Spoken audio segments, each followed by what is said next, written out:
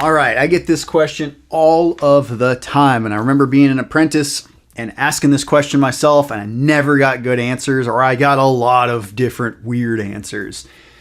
Why do we use ground rods? What do they actually do? And a lot of people have this misconception that it has something to do with tripping breakers, and it has absolutely nothing to do with tripping breakers. Grounding electrodes and grounding electrode conductors have a purpose.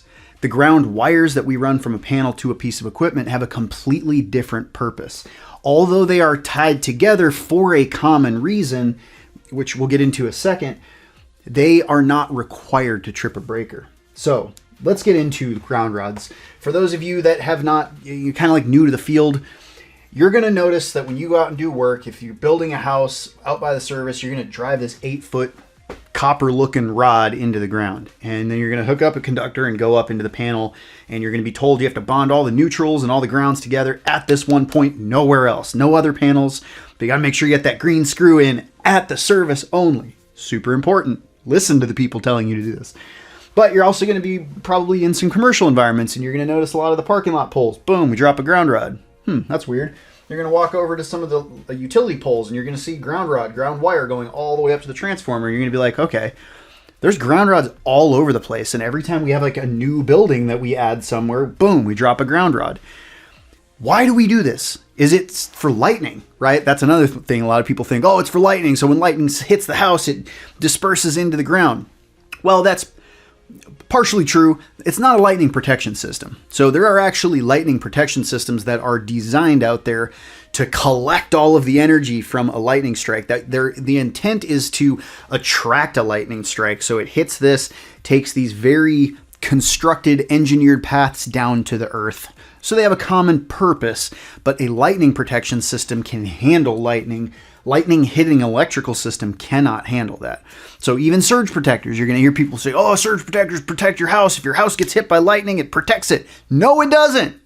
Not at all. Lightning is like billions of joules of energy coming from the sky at like 500,000 volts and 300,000 amps. These little surge protectors are rated for like 50,000 amps.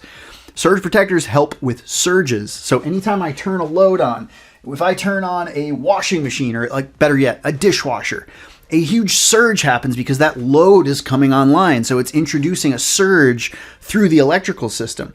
And little surges like that happen all day long. Anytime something turns on, turns off, or if like a utility company's doing work locally and they re-energize the utility lines, it's going to surge the entire system. So surge protectors protect equipment from micro surges, from little surges that happen all the time. It can take the life expectancy of a TV that was supposed to last 10 years and make it die after 4 years because of these constant surges. So surge protectors help to absorb some of that surge and redirect it down to earth through a ground rod.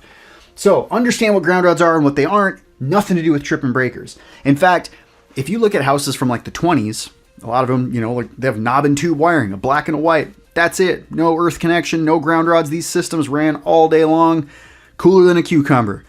They didn't need ground rods. They could trip a breaker. If they had overcurrent protection, they always did. They had little screw-in fuses or whatever panels that they had. It didn't matter about a ground rod. Ground rods weren't added to help breakers trip. So get that out of your head completely. Now, if we look at how a utility system is set up, right? We got a pole out there. We've got a primary side that is not touching the secondary side. We have a completely isolated secondary from a transformer. A complete loop that only involves one half of that pole on the secondary side goes down through a service, right? I probably should have drawn like an electrical panel there. It goes through the panel to like a load. We'll say a dryer in this case. Inside of the dryer, it's just another coil of wire. So you got coil of wire, wires connecting, coil of wire. Complete loop, dryer starts to spin. We have buttons that we can turn the dryer off and it opens the circuit up, but that is how the system's set up. And we have a neutral in the system, and all of our grounds throughout the system are all tied to neutral at the service specifically. Now, for a piece of equipment before, when I was talking about all that knob and tube wiring, if you had like one of the conductors flop off and hit something metal, you had no way of making sure that piece of metal didn't still have potential on it and stay energized.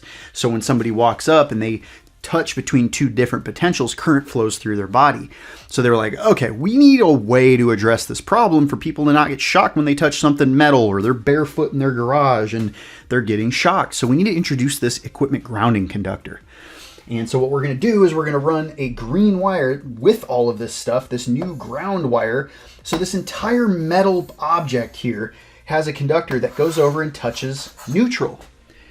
And because inside of a panel we have all these breakers, breakers detect massive amounts of current flow. Well, the way that we get breakers to trip is by putting way too much current through them. Like 20 amp breaker, you put 80 amps through it, boom, it's going to trip, right? So we want to hook whatever these circuit conductors are going to, we want to give a green ground that goes to the neutral, because if this load inside of here is removed and now we have a short circuit between a ground conductor and a hot, we call that a ground fault, but it's a kind of short circuit. Now there's no load. Current can't slow down. It's going to ramp up, and it's at light speed. There's so much current that's going to flow through that conductor that the breaker is going to have all of that current flowing through the breaker, and the breaker is going to detect it and trip. That's how we trip breakers. We have to have neutral, because the only way that current can flow is through a completed loop. And on metal, we don't want to hook hots to metals, like you're going to get shocked. Neutral, all of our neutrals are grounded everywhere throughout the grid. They're all tied to an earth conductor, and they're all at the same potential. So it's a good, safe thing for us to hook up to that doesn't have current on it most of the time. And it allows a connection back up to the neutral. So now if I have a fault in this thing, the black, boom, flops off, hits the green, this whole thing for a very instantaneous moment in time, very small moment of time, this all becomes energized. And since we have our current flowing through our black, through now a piece of metal, coming back through the piece of metal, we have a place on neutral where we are tied to, so we can complete a circuit. So a nasty amount of current can flow through this circuit and a breaker will trip. That's the way breakers trip. Notice, nothing to do with the ground rod. There's no ground rods in this picture. This has nothing to do with ground.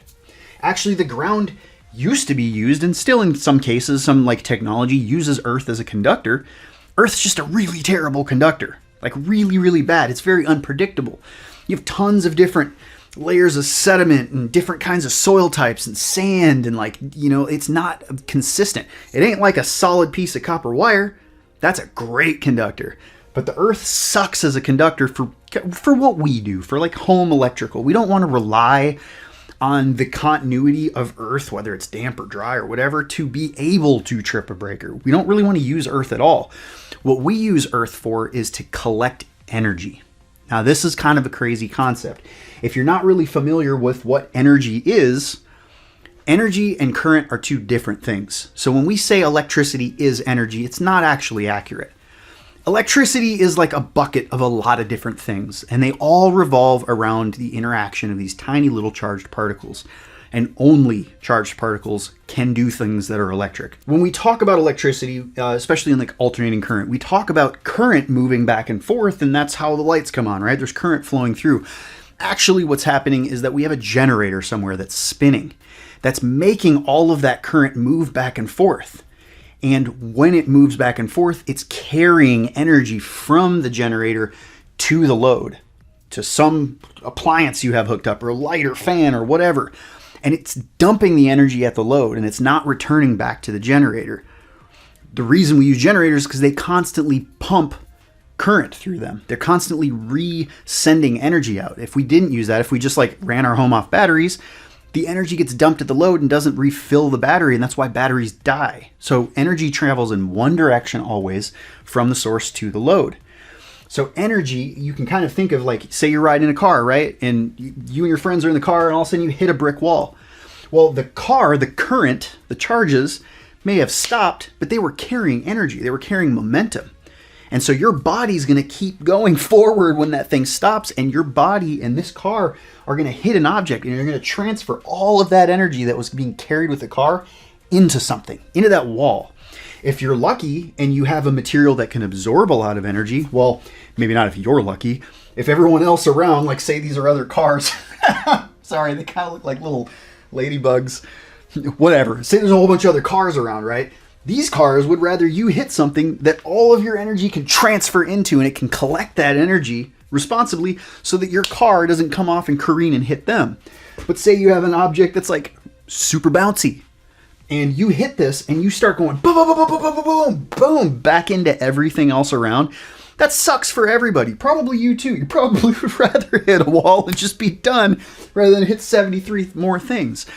This is how you have to think about energy in electrical systems. So if we have no earth connection, we have nowhere to dissipate energy during a fault. So we use ground rods as a way to tie into earth because earth is just like a chassis on a car. You can really think of, we're just a floating car. Like, let's say this is a chassis, right? The whole electrical system, there's all kinds of these things wired together and everything's connected to ground, to the chassis. Earth is a big chassis and we have ground rods all over the earth and we have electrical systems. But when something crazy happens, we need a responsible place to disperse the energy, so we disperse it into the earth because the earth is a huge bucket and it can handle it. It can take all the current, well, I shouldn't say current, it can take all of the energy that we need to send into it, and nothing bad is going to happen.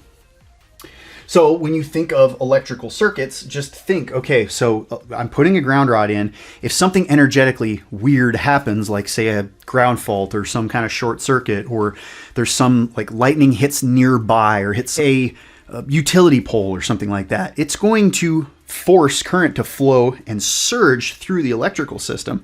But that energy has nowhere to go. It's just going to keep fluctuating through the circuit and it's going to escape and purge at the weakest points in the system. So imagine if you just let this irresponsible amount of energy through your house and you got all these sensitive little computers and cameras and everything plugged in everywhere. Every one of the weakest points in that entire electrical system is going to be the place where that energy tries to disperse, and it's going to be catastrophic and it'll blow up a whole bunch of your things, blow up your TV and all of that.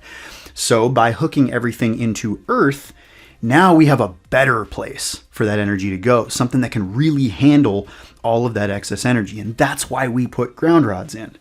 It also has an added benefit of stabilizing voltage. So throughout the entire utility grid, we all have a common potential. We all have a common point so that I know that my neutral is the same as your neutral, is the same as 5 cities over neutral, because we're all tied to this one common chassis called earth. So along an entire car, we've got this common reference point. Now, before when I was saying we don't really use earth as a good conductor because it's just not a good conductor, in cars they do. And they used to, a long time ago, in a lot of the industrial age and coming up through the early 1900s, using the earth as a conductor was seen as a formidable thing to do, which is how we got the idea of grounding chassis in cars. But chassis in cars are actually made of metal. Metal's a killer conductor. It's really, really good. It's this nice, beautiful crystalline lattice structure with all these extra free electrical charges that we can just get current to move through. But it's also a massive, huge object that can take on energy. When you've got tiny little components everywhere and you have a fault, you need to dump the energy somewhere so it doesn't dump into everything and become like the bouncy thing hitting all of the other cars and going crazy and destroying everything. You need to be able to purge that extra energy. And so that is the purpose of the ground rod. Yes, if lightning somehow interacts with an electrical circuit, that is a time where you're going to have a huge surge of current flowing through the system and therefore a surge of energy flowing through the system. And so when I say that we're dumping energy into the earth, I'm not saying we're dumping current into the earth. I'm not saying that all of a sudden all of the free electrons that were in the copper conductors are now like being dumped into earth and now there's a whole bunch of charges all over. No, I'm saying the energy, just like when this car hits this, the car doesn't like move through it and become it, right? The wall. The car stays a car. It's this big now. It's crunched together. The energy is the thing that's transferred into that. So that's the reason we have ground rods, is to give a responsible place to transfer energy during faults, any kind of line surges. If the utility company is re-energizing, they might be re-energizing like loads that are actually turned on. And so they might surge the entire thing with a whole bunch of energy. And so all of their poles throughout the whole way have ground rods, and they have these ground wires that go down. It's a way to purge energy.